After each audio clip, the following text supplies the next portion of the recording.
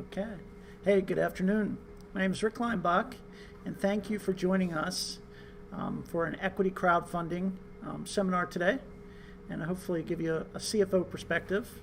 And I'm the founder of Startup Portal, and really want to talk to you about, if you're considering venturing into the crowdfunding area, what it means for you, what it means for your business plan. So we'll go through, and hopefully my goal is to keep it to an hour or less.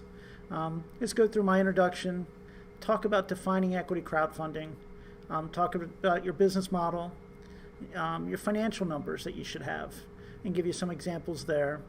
And go through a couple of the crowdfunding portals, and then think about sort of the post-raise, if you're successful, venture down that path, and what happens in year one. And with that said, as I mentioned, my name is Rick Leimbach. For the last 7 or 8 years, I've acted as an outsourced chief financial officer, or in today's world, it may be a virtual CFO in light of where we are, serving clients that are public, startups, and crowdfunding entities. So really understand the industry, and I really think I'm a good balance for the fact that for the last 20 years, I've been involved with small publicly traded companies. And really crowdfunding is that in between. So in between of a startup and a publicly traded company, albeit you're not public. And so I've had a lot of experience with the debt, equity, and capital raises. And why Startup Portal? Why are we here? Why am I here? Basically, first of all, I enjoy working with publicly traded companies, emerging companies that really want to develop themselves. So we want to take you from that plan to profit. I understand the requirements to raise capital. Certainly, successful companies have good leadership.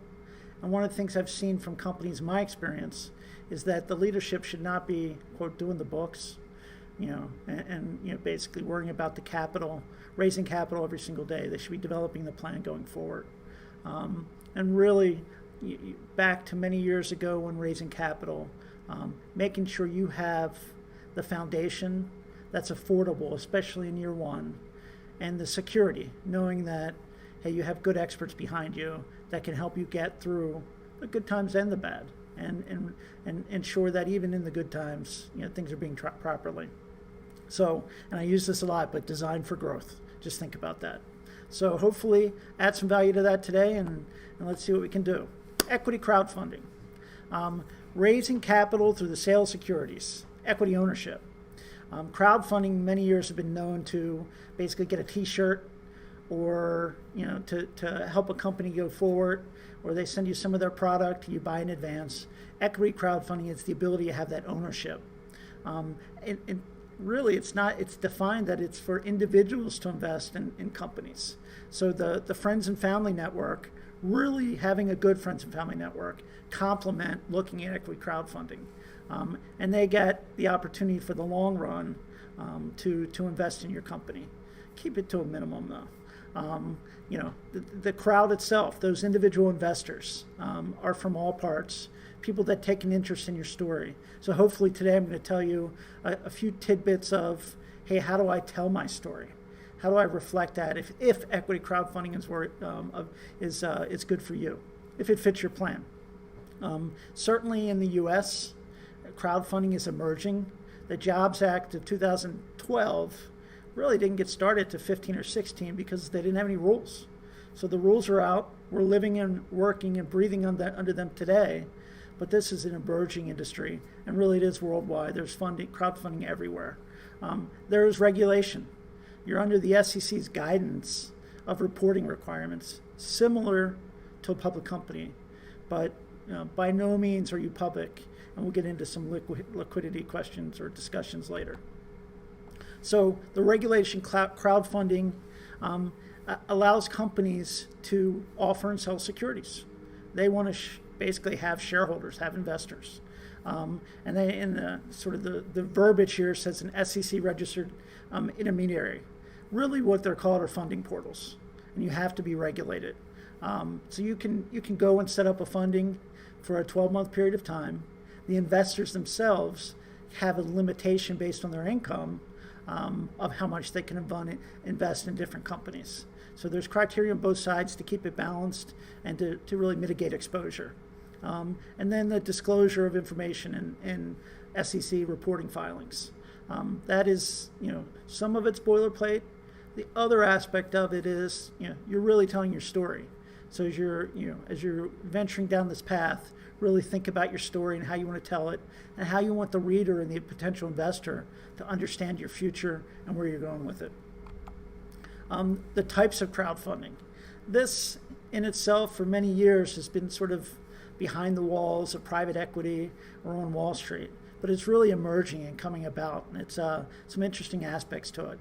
First of all, common stock and ownership shares. Simple common stock is primarily what's happening now. You invest in a company and you own that percentage of the company. There are items called safe agreements, a lot of that have come about in the last few years, and don't get me wrong, I'm not a legal expert, but it really is a simplified agreement for companies venturing to raise capital that they don't get too caught up in today.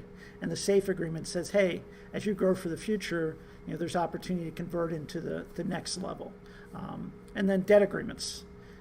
Equity crowdfunding doesn't mean just share ownership, but there are some of these portals that actually can borrow money, you can borrow from funds. So having debt agreements is not a bad aspect, in that people are invested in you and you pay them back. You pay them back with interest. And one of the interesting ones, which only has a small percentage of the industry, which could evolve, which I like, is the revenue sharing. When you have purpose, let's say you need to buy a piece of equipment or set up another side venture, and you use revenue share to share with those investors to basically get a certain percentage until their money's paid back twice or something of that nature. You can get very creative with the types of equity crowdfunding that are there today and the ones that are there in the future. And as we look 2, 3, 4 years down the road, there'll be more participants and more actually bigger players. But it is designed for sort of the crowd overall. So with that, the third part here is to really ask yourself, does equity crowdfunding fit my business model? The traditional way to raise capital has been, private equity, investment banking, quite frankly, traditional banking, going to the bank and borrowing funds, or SBA loans. That's the traditional aspect of it. And that may fit your model better than equity crowdfunding, because the element of adding in the crowd to your business model may or may not fit. And I always use a good example of, let's say I want to raise $100,000, but I know down the road I need to raise $10 million. My initial $100,000 is to help me build a prototype. If I use equity crowdfunding to build that prototype, and I get 500 investors to get me the $100,000, but to go get the 10 million, I now have to sort of jump back to traditional private equity. Private equity may look at me and say, hey, we'd really like to work with you, but you have 500 investors, and that's not our model. So really think about, as you plan out, what is your business model, and where you think you're going to go. Does equity crowdfunding fit? As I've said, when I look at crowdfunding, I look at it as sort of the emerging aspect of a company. And I think from an investor standpoint, whether it's crowdfunding or even in the stock market, you want to see that your company is going to scale. You want to see that opportunity to take to the next level. If I put my money in today, I want to win with you and participate in that growth. So really think about how your company scales. If I have basically if I can produce 1,000 units today, but with equity crowdfunding and changing my business structure, I can do that. I can in 3 years make that 1,000, 100,000. That gets people excited. So you really want to tell the story. Now let's step back and make sure it's the story that it's a story, and it's not what you think, but where you can go with it. And do some measurements as you set up your business plan to say, hey, is it believable? One example I'll discuss as we look at the financials, but one of the things I always think about is from looking at business plans, you don't have to make money on year one. So when you have growth stories, funding can cover losses, operating losses, in year one. Also for purchase potential of equipment, to hire employees. So there's purposes for it. You just have to be purposeful when you develop your plan. The one element of crowdfunding, unlike the stock market, is liquidity is very difficult on day one, and maybe year one, maybe year two. So you're really investing in a company for the long term to see, hey, is there an opportunity down the road for that company to get acquired? And the value of my company has grown. Also to raise additional capital. And in some sense, companies may venture, especially having shareholders, may venture to being public because they do have a public base, and they want to look at how do I get liquidity for myself and for my shareholders. So, really with equity crowdfunding, we'll get into the definition of the portals, but you want to make sure you're doing your research. Does your business fit the model of equity crowdfunding portals? Because these portals are still evolving, and they're still growing. There's a handful of strong ones out there, and the larger platforms have the opportunity. Because really, when you think about it, equity crowdfunding, in a sense, is marketing. So what's going to happen is if you have a nice, strong marketing base of people around you, customers, followers, stakeholders, and you go to a nice, strong platform for equity crowdfunding, you're going to have the ability to talk to more people. So with that advantage, you may get more funding, especially early on. And once you get more funding, it kind of hopefully snowballs itself. With that said, I don't talk about it a lot today, but there is a big marketing element to telling your story. And quite frankly, if you're looking up crowdfunding, you find one site, you'll see that the Facebook comes back around to show that site. So with that said, let's look at let me back up 1 second. I missed the most important thing, the validation of the industry. Mr. Wonderful, obviously everybody knows Kevin O'Leary from Shark Tank, but he's involved with Start Engine. And really what that's doing for equity crowdfunding, it's giving a presence and getting a bit of validation to say, hey, wait a second, this is not obscure that only a few people do, but this is growing as, quite frankly, the Shark Tank base has grown over the years, and people have a more educated understanding of investing in companies, talking about valuations. And my 13-year-old son will mention, hey, what do you think of that valuation? Or he'll ask me the other day, hey, does this mean calculated evaluation? And said, is that right? I was like, yeah, that's it. You get it. So with that said, let's look at an example of a company that went out in May called Airgility. That I actually, the one thing I like about this company, and let me preface this with, this is not an endorsement to invest in Airgility. It's a great example of keeping it simple. And I leave everybody to their own, with the companies we mentioned, everybody leave to their own discretion of how they invest. Today is really educating a potential crowdfunding company of, hey, does this work for me? With that said, I get a little excited about Airgility because I see a couple things in here that people should look at and say, hey, I can see the future. They specialize in 3D printed and AI-powered aerial drone robots. My layman's terms of the CPA is, I see the drone going through a building can not hit the objects. All in all, there's a lot of uses for it.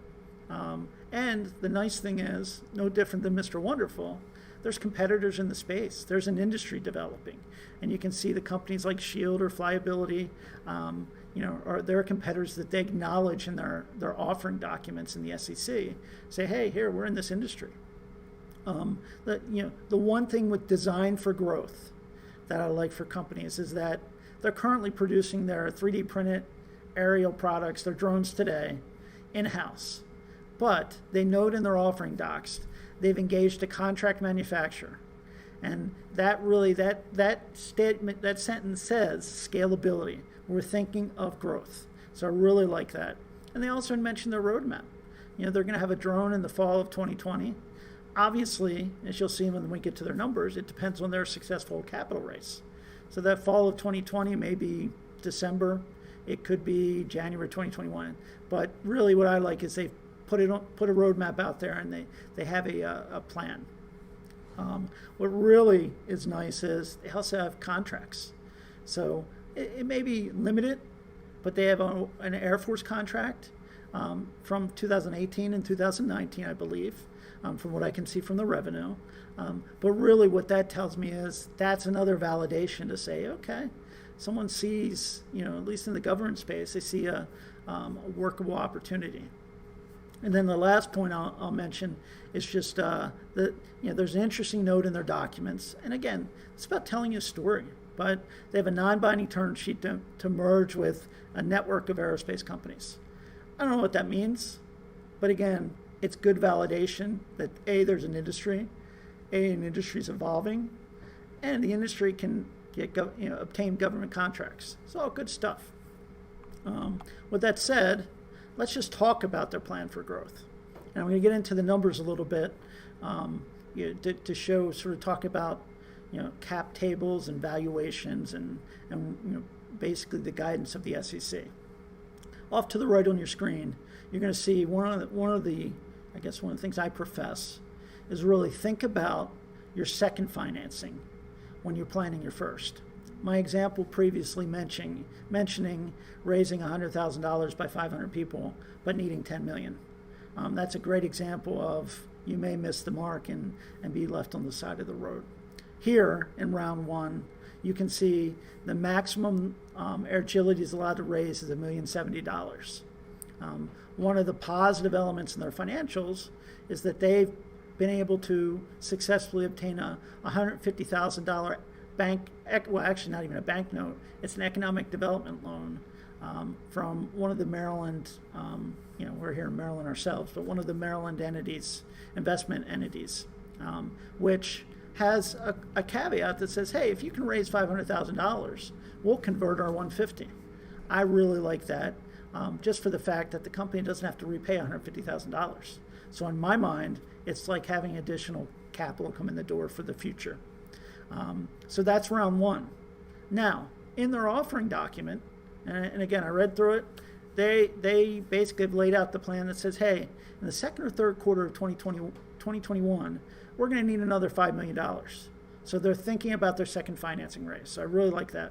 And they're laying out there, hey, this is this is where we think we're going to go for our roadmap.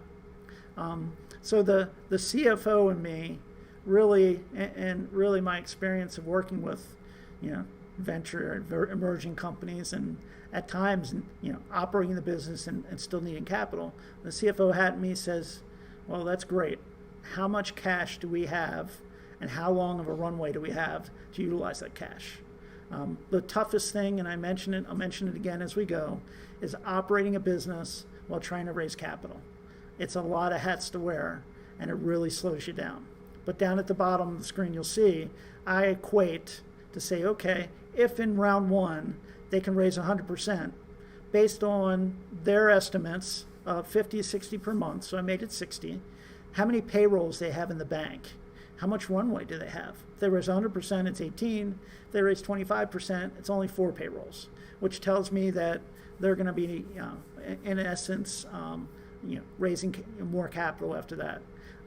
In round two, same scenario, just for an example, but really, if you raise $5 million and you're only burning 60,000, you got plenty of payrolls, as you can see, 83 to 100%, even 25% is 21. Now, with that said, that number would go down because literally I guarantee their 60,000 burn per month will probably go to 100, 120 per thousand per month. Again, designing for growth.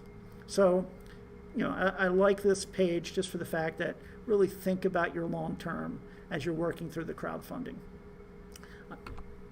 So let's talk about their valuation. Again, this is a sample, so please don't take this as, hey, Rick said they're going to be at this. It's really just a sample. I will say that in the offering documents, the company has laid out, they believe their valuation pre-money is $12 million.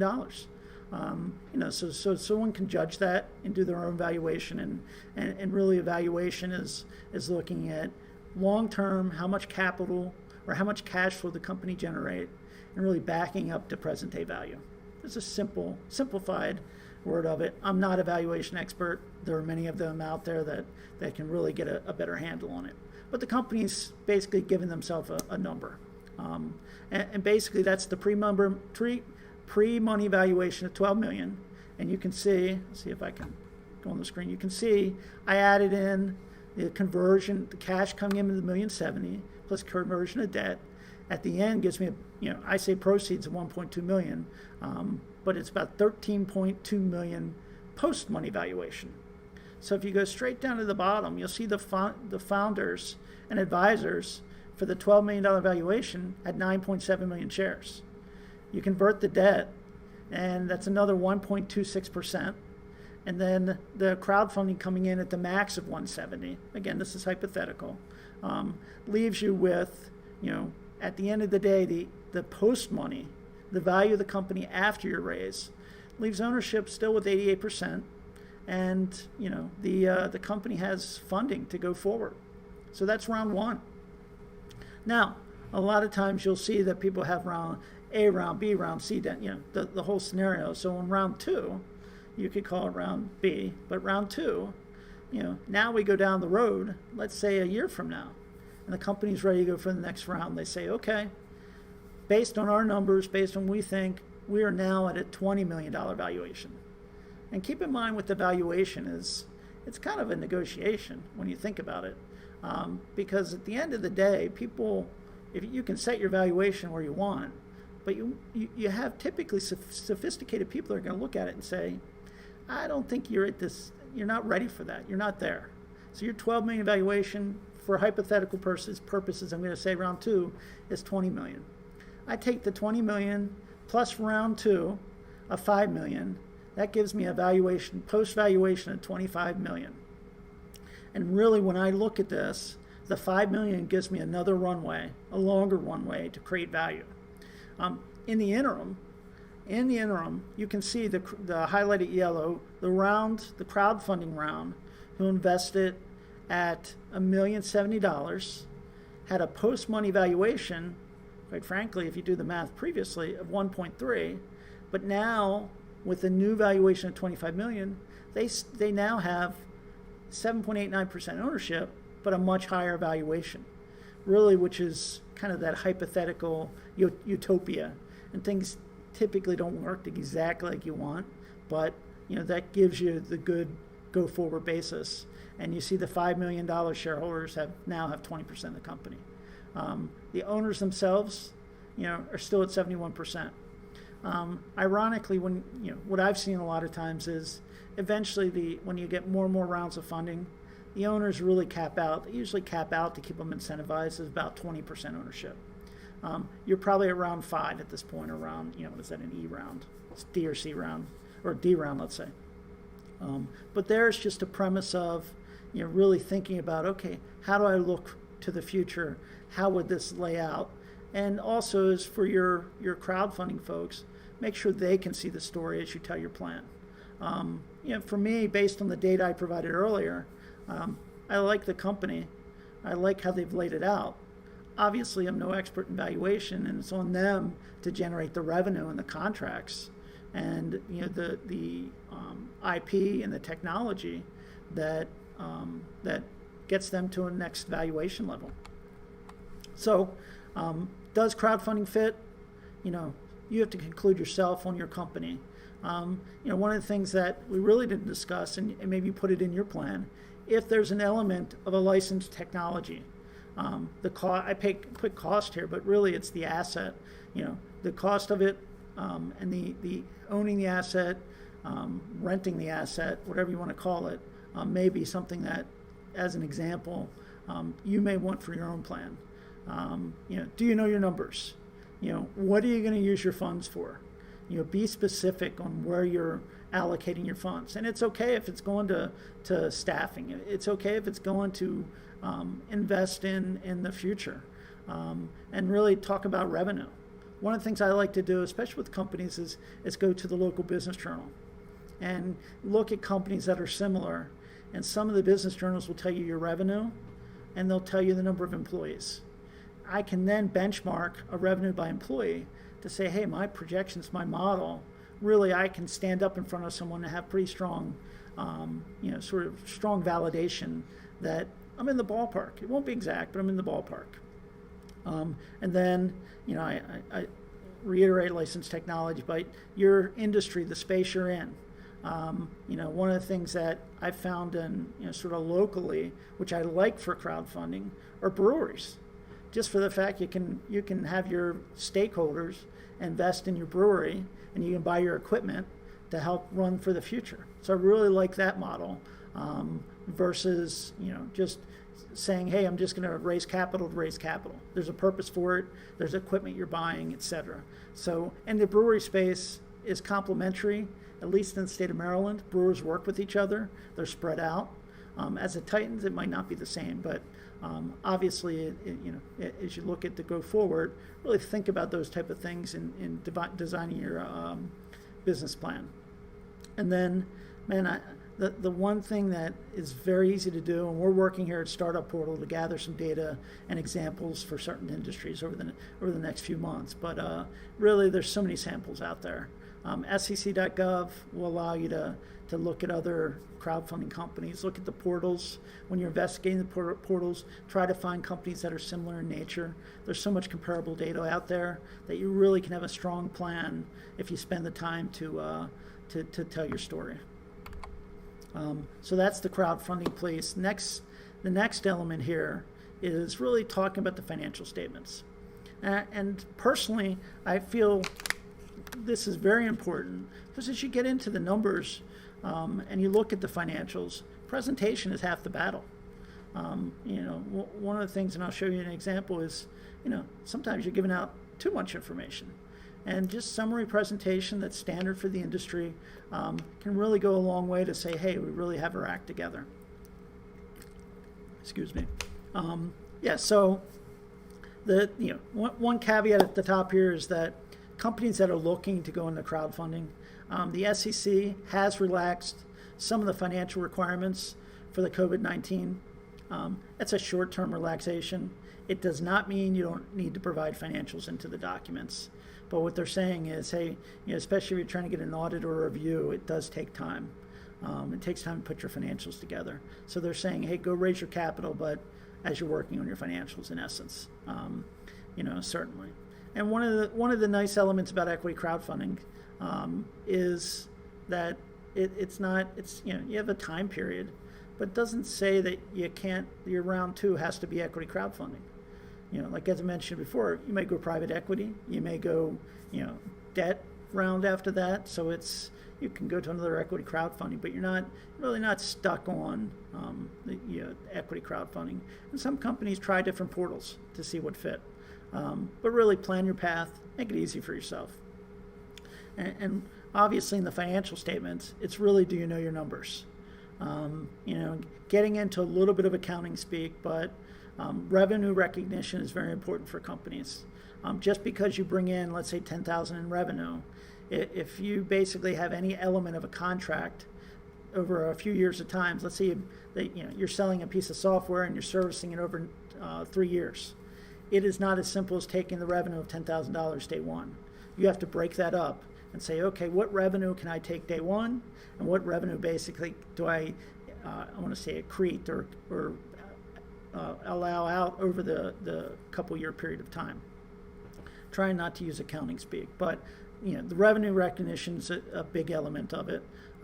Other things, if you're giving out, and we won't get too technical today, but stock options and warrants, where you have debt that converts, but there's no strike price, no floor, you can actually get into what's called derivative liabilities.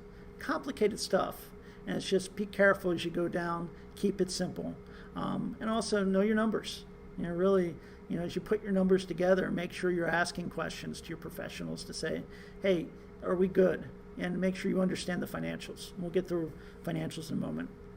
And then, we really, as I mentioned before, the comparable data for financial statements.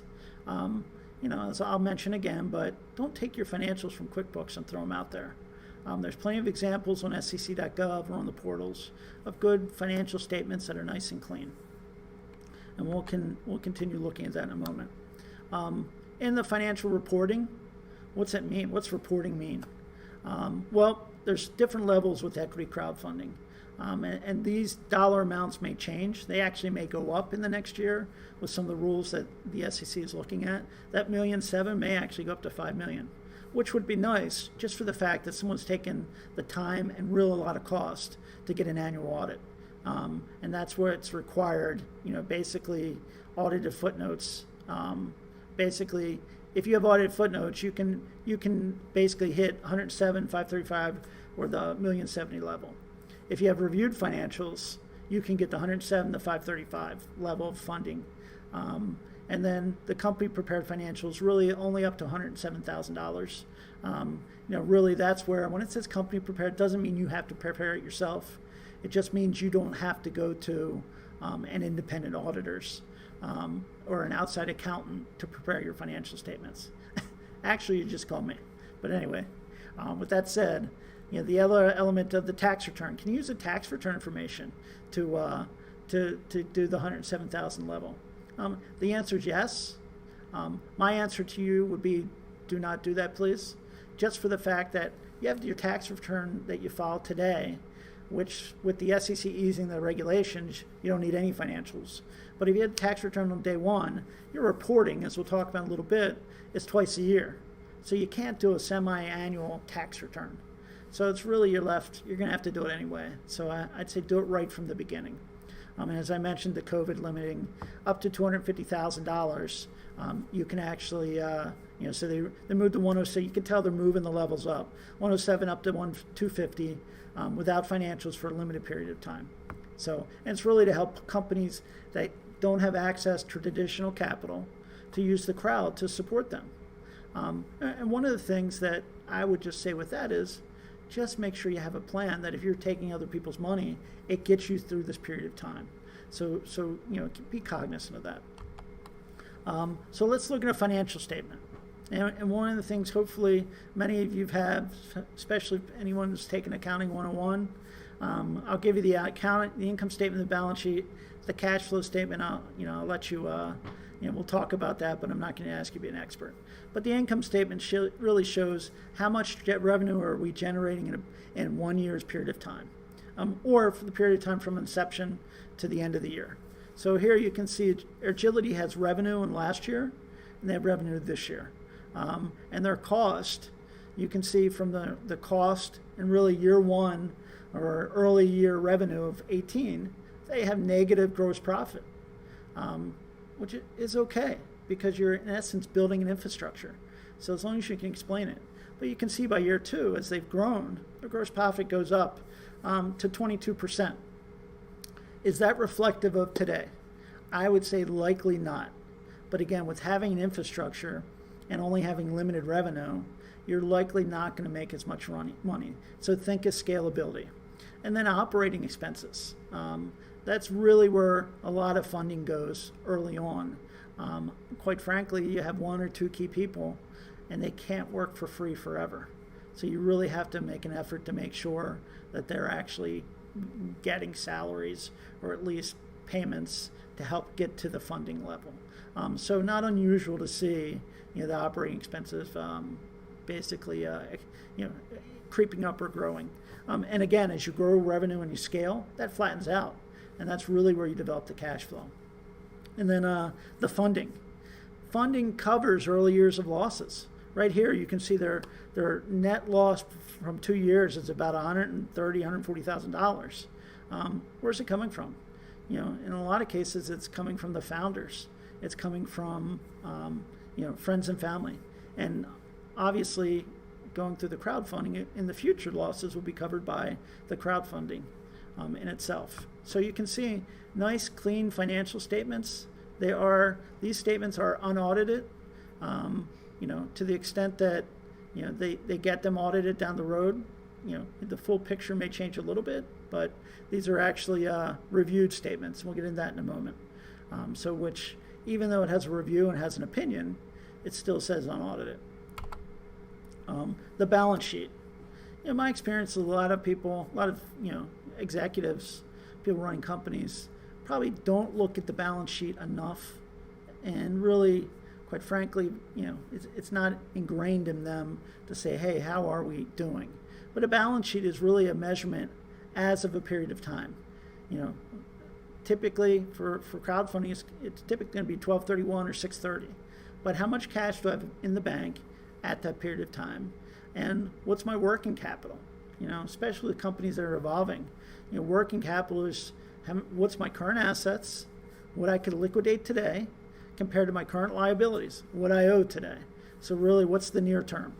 And you can see Airgility, the reason for needing cash flow is obviously the working capital from a year ago is decreasing, which is okay. I mean, it's common because they're working on generating revenue. And now they're working on getting crowdfunding to help them with their working capital. So if they bring in $1.07 million, you're going to see their working capital change significantly.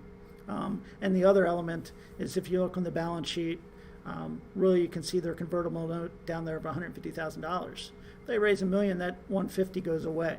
So my overall balance sheet, which is my total assets minus my total liabilities, gives me my shareholders' capital, in essence, my equity. And again, it's negative. With funding, it will become positive. With generating revenue and income, certainly you increase equity in your company and equity equating value of your company. So this is just a good example of a nice, clean balance sheet. Does early on, so it should be nice and clean and comfortable and reflect that you don't have a lot of different crazy things trying to get to the next level. Now, the cash flow statement.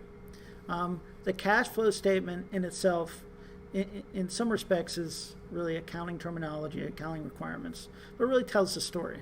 It says, hey, you were taking our income or loss, which is in accordance to generally accepted accounting principles, GAAP, and we're basically backing out items that are potentially not cash or cash that are not in our hands today. So really, picture yourself taking a number and saying, okay, but really how much can I put in my pocket? Or how much did come out of my pocket in this case? My net loss is $88,000, and then I adjust $10,000 of my accounts receivable, for example, went down because I have my receivables on the books stayed, basically from a year ago, went up. So now I'm owed $10,000 more. So it really came out of my pocket. Whereas with my liabilities, I owe people $15,000 more.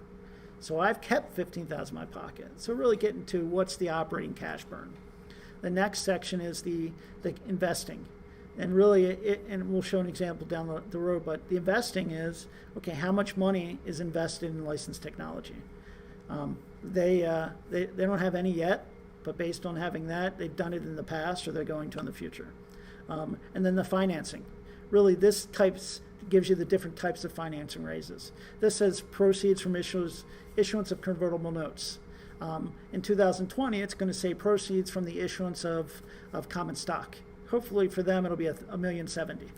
And really that tells the story and differentiates it to really get how my cash started and how my cash ended. And from an accounting standpoint, which is standard statements, allows you to see the story year over year and maybe in comparison to others. And then with financial statements or footnotes. And footnotes are standard to allow the comparison to peers.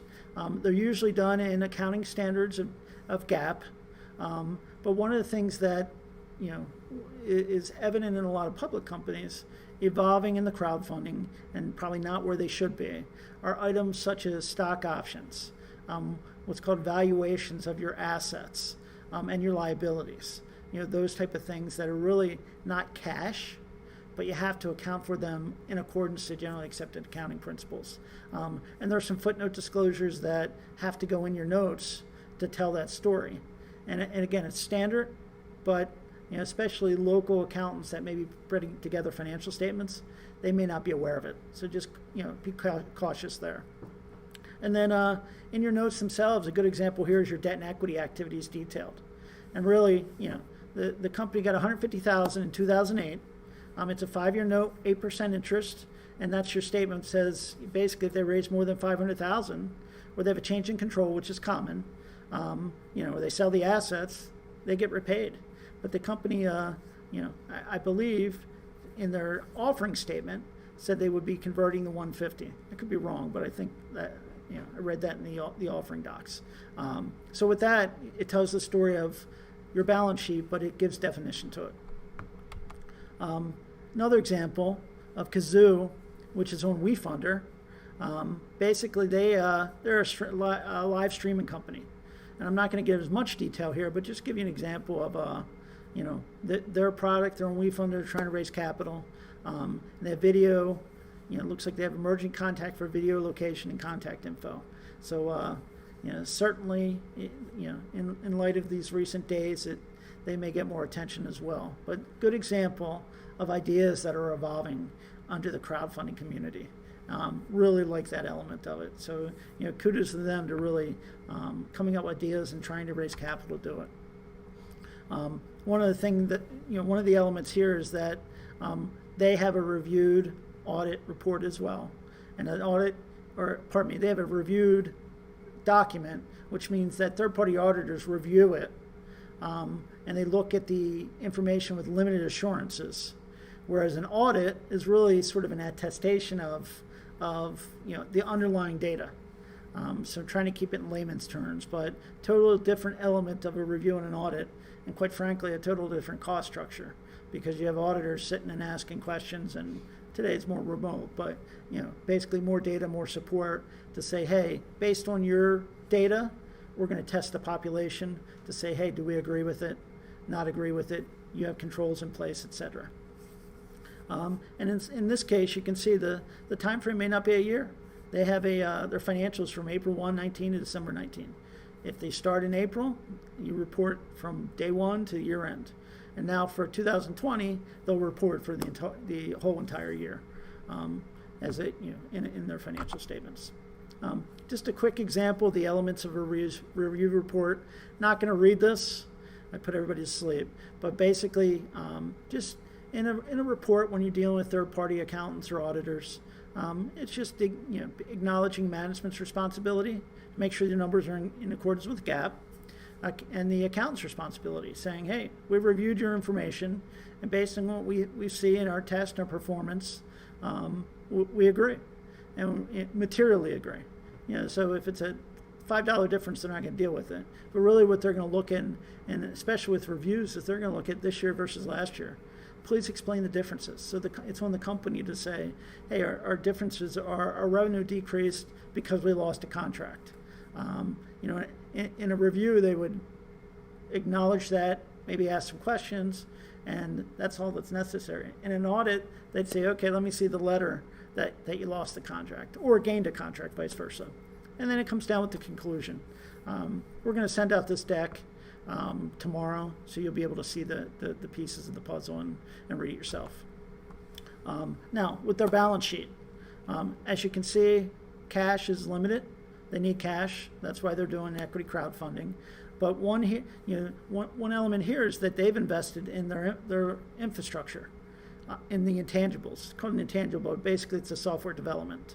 And that development of software is typically, could be salaries, could be third-party contractors. And you accumulate and capitalize it and put it on the books as an asset. And that's one of those things that you evaluate, typically yearly to say, hey, is it still a strong asset?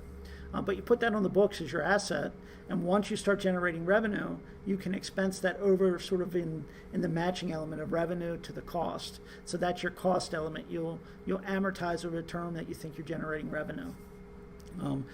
This is not an accounting course, nor am I an accounting teacher, but just give you a sense that you're trying to match the revenue with the cost to show, hey, if I'm investing in an asset, can I generate cash flow from that asset? And then as you can see in their next section of their liabilities, it talks about their note payable, and they have a note payable related parties.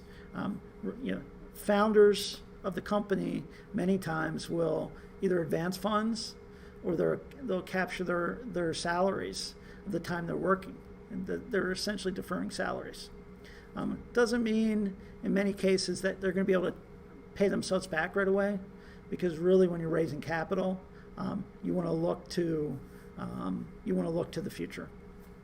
And then you can see here they have a different element of equity. They have membership units with the Series B. and sort of the the components of their common stock. Yeah, the Series B membership units. So a membership unit is a little bit different than just your standard common stock, and it may give more preferential treatment to their shareholders if a liquidation or the company sells or something of that nature. Their cash flow statement won't get into too much, but you can see their operations, they lost money, but their payment on app development costs is where they've invested, $313,000. And then where'd they get their proceeds? They got their proceeds from short-term loans, long-term loans, and members to really cover them in that 1 year period of time. And as you can see over to the right, their statement of equity, you can see how you're tracking how much money's being put in with the Series B against how much has gone out with the loss. And it's the reason they have a negative, even though they have cash coming in, is that they're capitalizing some of the development cost. So they have $458,000 coming in from financing to pay for operations and their investment in software cost. And then their footnotes, just to get stick with that app development. Their footnote just details what's in the app, and that they're going to capitalize it, and then they're going to straight line, which is simple math, over the estimated time that they're going to generate revenue. And then obviously this is in accordance to GAAP, generally accepted accounting principles. So I have some old notes on there. And then footnotes, the related party element. So they have founding members put in $335,940. They have notes for 10% interest. Like I mentioned, salaries can be deferred. One element here that you just keep in mind, especially if you have debt on the books or it's ODU, it's hard to ask investors to pay for the past. So you don't want to raise capital to pay off past debt, because next thing you know, you're going to have to raise capital to pay off current debt. So, or current equity, or to develop going forward. So just be careful as you're laying out your game plan. As you can see here, the note itself is how it's described of temporary funding. So that's the company's founders funding the company. And then I throw in an example of here of a company that, and you want to be very cautious. Just look at your presentation, but a company that probably put too much information out there. So I don't recommend a QuickBooks report. As you can see here, they've kind of laid it out there and threw it in there, but now I know how they get their gross margin's 32%. I know they give 5% discounts away. I know their ingredient cost is 13%, and their labor cost is 6%. Not necessary when you really could just summarize this and say, hey, we have gross profit of 32.5%. So just be cautious with throwing information out there, because your competitors and also investors may look at it and say, well, really your ingredient cost should be at 30%. What are you doing? Do you have the right ingredients? So it doesn't give you the opportunity to explain yourself as you go forward. So just be careful with it. So the financials really tell the story. Summary financials, more concise, professional.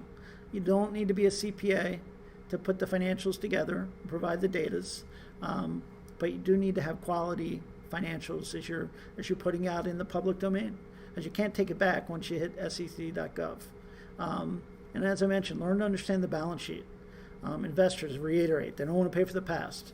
To the extent that, if you have a lot of debt and you're not concise about what we're doing with it, people are not going to be excited investing in you if they think you're going to take that money and give it to someone else or give it to yourselves. Just quite frankly and frank about it. So let's talk about crowdfunding portals. There are 50 plus regulated portals, and regulated means they have to go to FINRA.org. And FINRA regulates basically stockbrokers. So they've taken on this to regulate the crowdfunding portals themselves. So there's a bunch of them. We've threw out a couple here just so you can see the variety of them. And I think a lot of these are really some of the stronger ones. So as you're looking and doing your research, know that there's not just one portal. even if it keeps coming up. One thing I would say as you're looking at it, make sure you're looking at the portals, the types of deals they do and the business plans they do. So look at, hey, what type of offerings do they do? So we've pulled some SEC data to say, okay, what type of deals, would a microventure do? Is maybe a $50,000 offering, where the start engine, the target offering maybe, $200,000. As these numbers grow over time, we'll see where people play in the sandbox. But it gives you an idea of the type of offerings. So if you're looking to raise $50,000, you're not going to knock on the door of True Crowd and say, hey, I'd like to be a portal. I'd like to be on your portal, because their average deal is significant. They may not do as many, but that's the type of thinking you want to have. And how do I fit? How much? And that's why you want to understand how much capital you want to raise. And then off to the right, you can see the type of deals, and sort of the number of deals and who's doing the deals themselves over the 2019 campaign. So just to see that it's evolving, there's more deals, and again, no different than probably the investment banking world, where you have a little ups and downs. Over the last 3 months, there's probably, did it decline, did it increase? I don't know. We'll find out next year, but it'll be interesting. Okay, and then with the portals themselves, just giving you a sense of sort of the type of placement. They say placement fees. If you raise $1 million, they're going to take, in essence, 7.5% of the $1 million. This is an estimate where we pull from the websites, and it's not reflective of anybody individually. But these are the type of percentages you're going to pay for raising capital. My experience is not indifferent than raising capital with sort of investment bankers. So it's, so that type of element, to just think about it. It does cost a fee. It does cost. And really, the larger funds have more people. So your investment, your ability to raise capital, that's really what you're paying for, to get your working capital and go forward. And the terms may be of 6 months.